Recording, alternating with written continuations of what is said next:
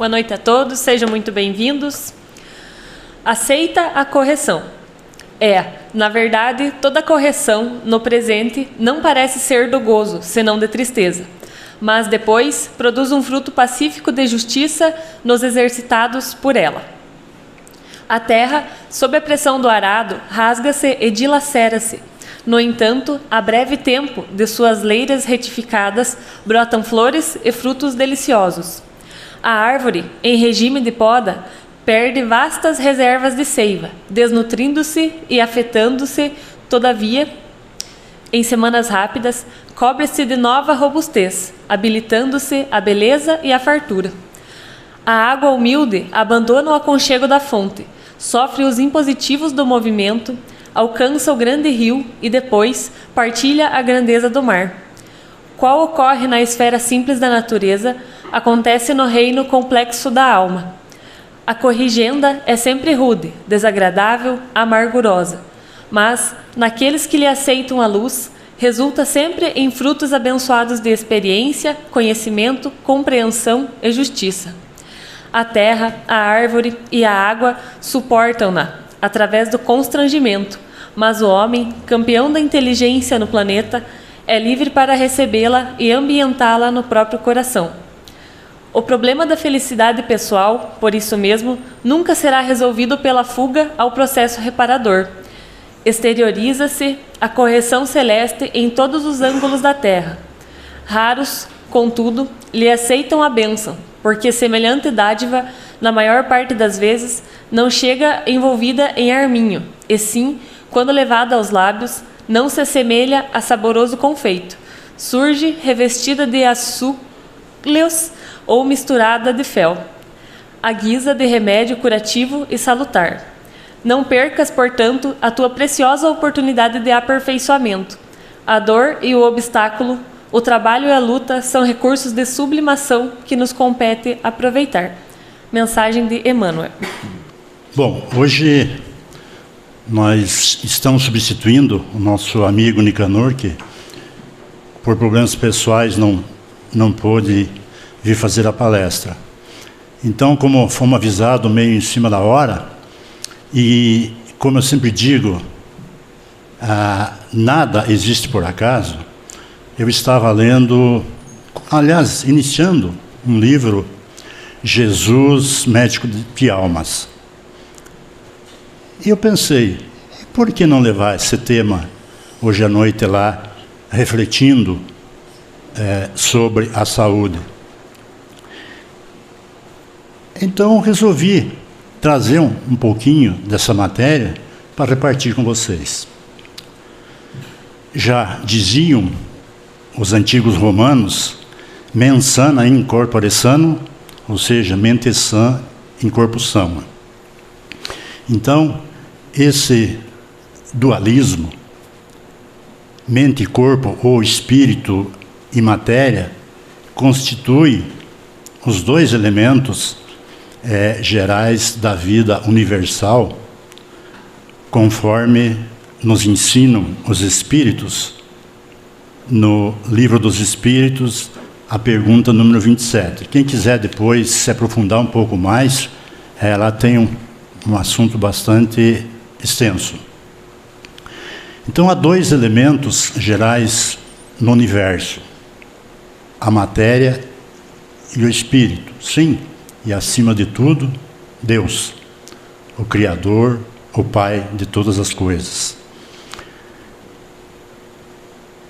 Deus, espírito e matéria, então, constituem o princípio de tudo o que existe, a chamada Trindade Universal. Mas ao elemento material, você tem que juntar ainda o fluido universal, que desempenha o papel de intermediário entre o espírito e a matéria propriamente dita. Esse fluido universal, ou primitivo, ou elementar, sendo o agente que o espírito se utiliza, é o princípio sem o qual a matéria estaria em perpétuo estado de divisão e nunca adquiriria as qualidades que a gravidade lhe dá. Entendemos, então, com essas palavras, que a ação do espírito sobre a matéria só é possibilitada pela força de um terceiro agente, um elemento intermediário, que é exatamente o fluido universal, ao qual se une a matéria mais densa. E assim, então, ele cria condições favoráveis para que o primeiro possa atuar sobre o segundo. Então, o espírito interagindo com a matéria reflete a sua vida íntima no plano em que trabalha, plasmando de acordo com o seu panorama interior as condições felizes ou infelizes que lhe vibram na alma e que favorecerão os estados de saúde ou de doença, denunciando o que lhe vai na intimidade. Por essas palavras esclarecedoras do Livro dos Espíritos, concluímos que a saúde física nada mais é que o reflexo da saúde espiritual, revelando a posição evolutiva do ser. Portanto, não haverá corpo são com mente enferma. É incompatível uma coisa com a outra. Nesse dual, espírito e matéria, o equilíbrio mental é o responsável direto pelo estado de harmonia e a sanidade física, preservando-nos dos diversos e penosos estados patológicos. A Organização Mundial da Saúde assim conceitua a saúde: harmonia entre 3 fatores essenciais: bem-estar psíquico, equilíbrio orgânico e satisfação econômica, contribuído para a situação saudável do indivíduo. Portanto, a ausência de doença não é necessariamente a regularidade das funções do cosmo fisiológico, mas, sobretudo, é a interação harmoniosa entre mente e corpo.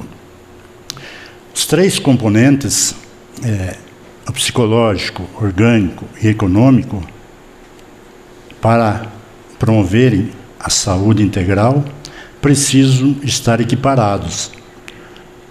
No momento, ou melhor dizendo, no fomento do bem-estar geral, que propicia ao indivíduo uma vida alegre, harmoniosa e, consequentemente, saudável.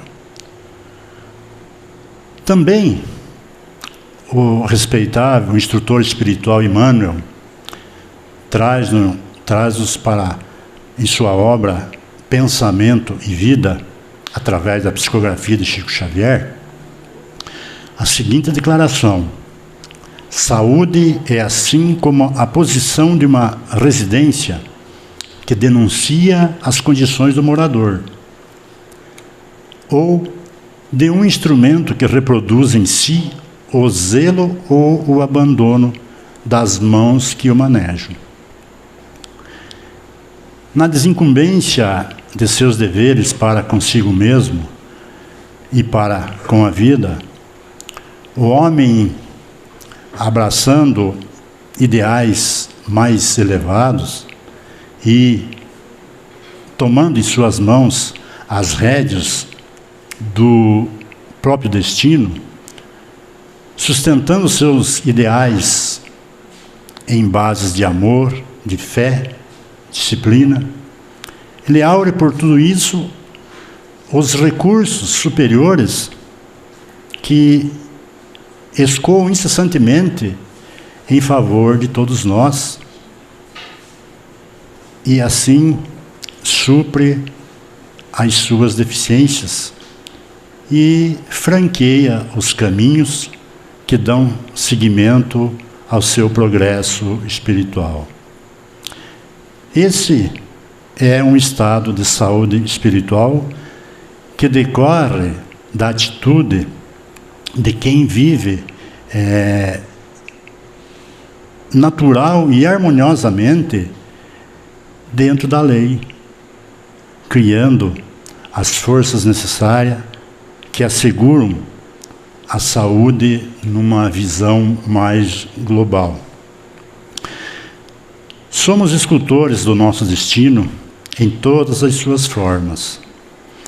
E aos percalços do caminho, os desafios que nós encontramos na lida diária, são recursos de evolução. Saúde é o pensamento em harmonia com a lei de Deus.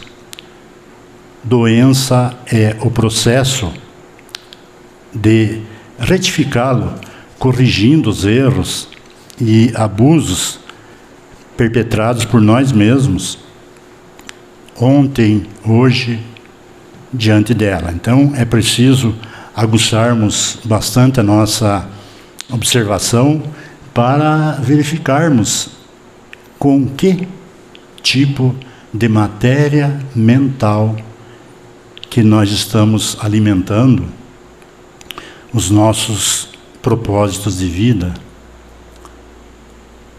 para que não sejamos vitimados pela nossa própria imperícia. Os pensamentos que vibram em nossa intimidade irão definir, então, a nossa qualidade de vida e o ambiente espiritual em que respiramos, porque em todo lugar somos o que pensamos. Se os pensamentos são bons, emitem matéria de boa qualidade, que passam a ser incorporados pelo campo mental, elevando as radiações psíquicas da criatura e tornando mais transparente o seu corpo astral. Mas, se a matéria mental for de baixa qualidade, ela vai deixar um saldo residual indesejável no campo mental, o qual deve ser eliminado, jogado fora. Então, nesse momento, o corpo físico faz o papel de receptor dessa matéria imprestável e vai ter que achar um jeito de se depurar, porque ele funciona como um imã atrativo, e daí então porque o surgimento de tantas doenças. Daí concluímos que não há enfermidade que não tenha a sua gênese no espírito.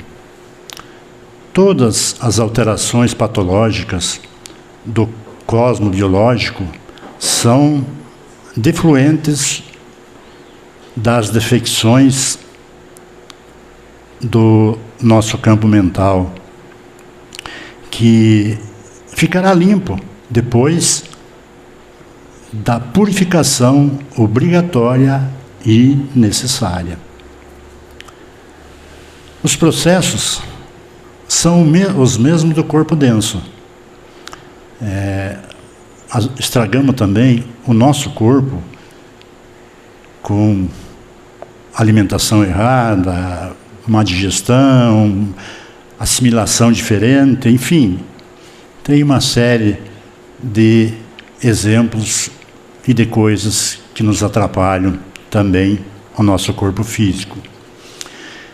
Portanto, aquele conselho do vigiar e orar não é somente mais um dos ensinamentos de Jesus como o nosso maior terapeuta, mas antes é o receituário ideal para a sobrevivência do ser sob todos os aspectos.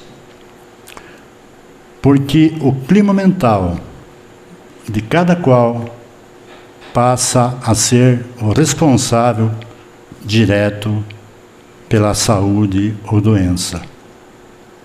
O céu ou o inferno decorrentes das nossas próprias criações. No céu de nossas ideias, em consonância com Deus, somos senhores e reinamos no nosso mundo interno. Mas no inferno dos pensamentos torturados, tornamo-nos escravos da nossa inferioridade. O primeiro liberta, né? E o segundo mantém o espírito nas malhas do resgate pela dor. E esse processo de reajustamento e retificação da criatura, muitas vezes tem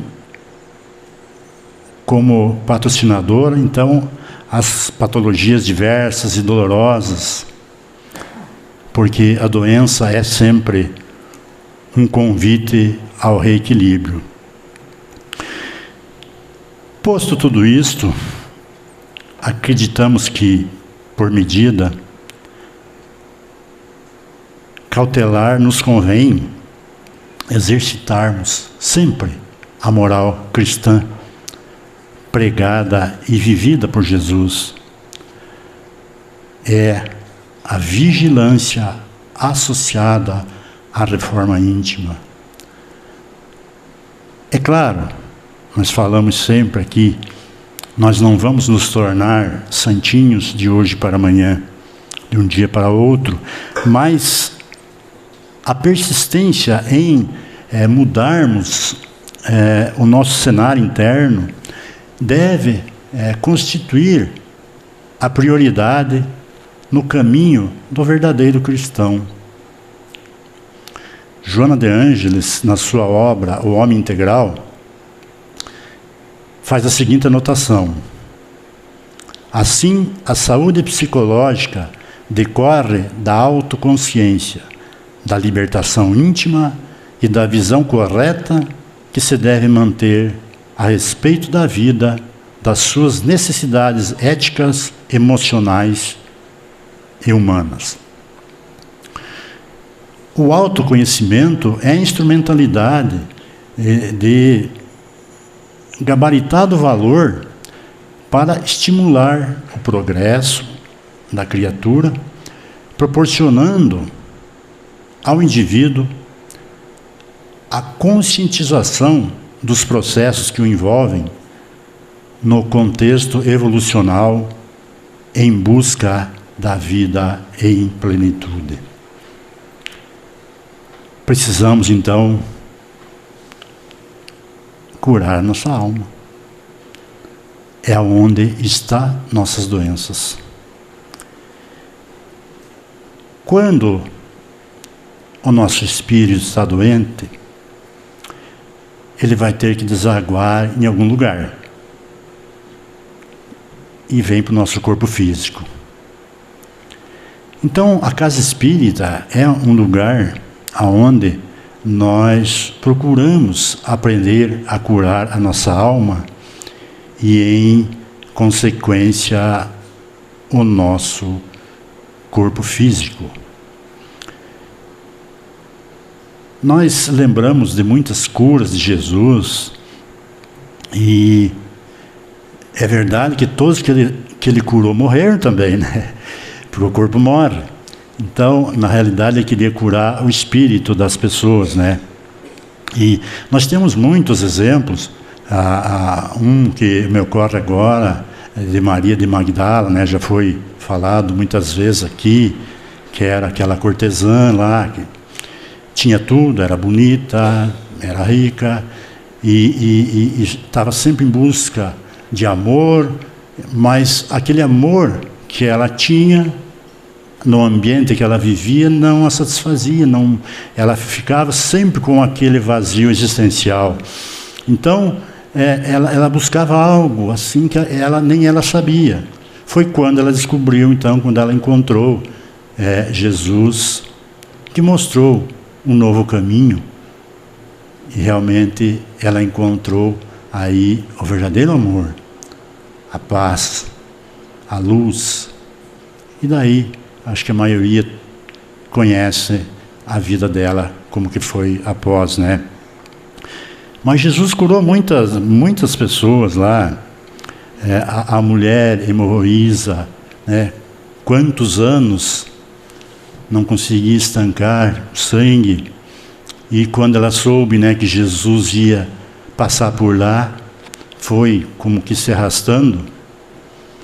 E ela disse: se eu conseguir tocar nas vestes de Jesus, eu sei que eu vou ser curada. E ela conseguiu tocar.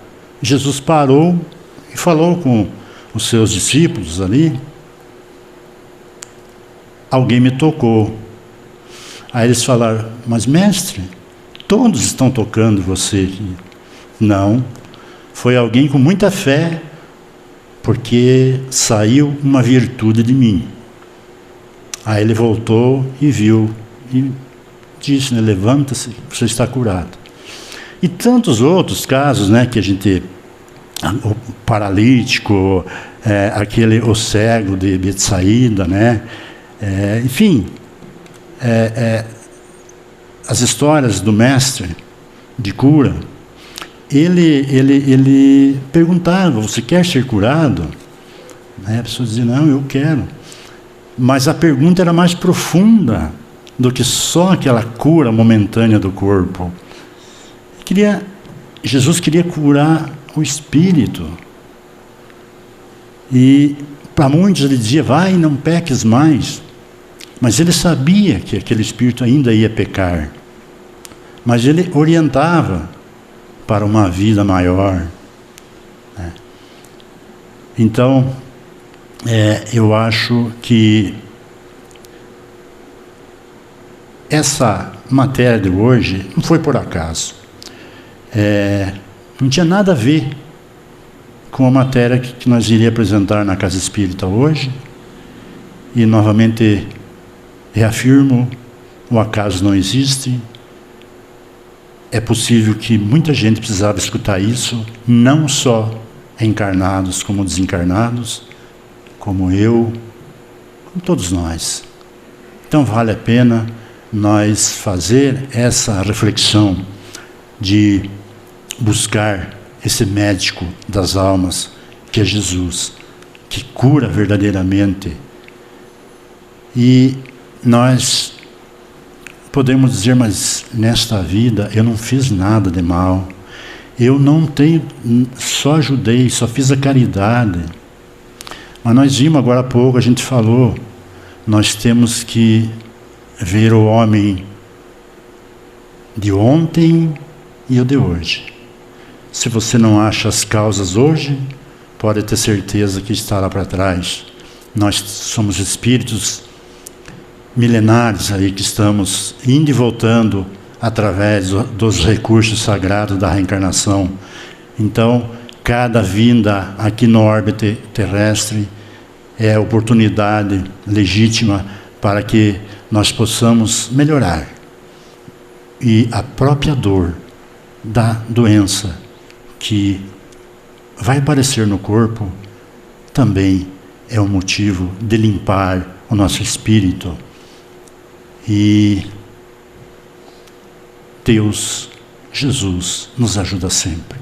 Vamos confiar nele, tendo doença no corpo e no espírito, porque nós temos. Se nós não tivéssemos nada para limpar do nosso espírito, não precisaríamos estar aqui na Terra. Planeta sofrido, de dores, de provas, que está passando por problemas terríveis. Estamos acompanhando lá na Síria, na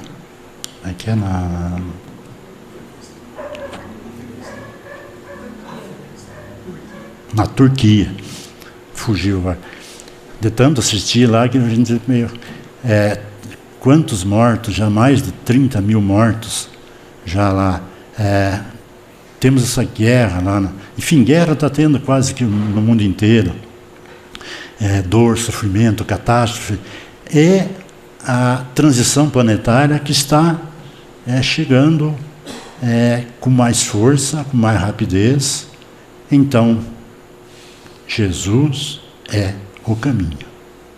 Ele falou isso. Está escrito. Eu sou o caminho, a verdade e a vida. E sem Jesus é atormentar-se.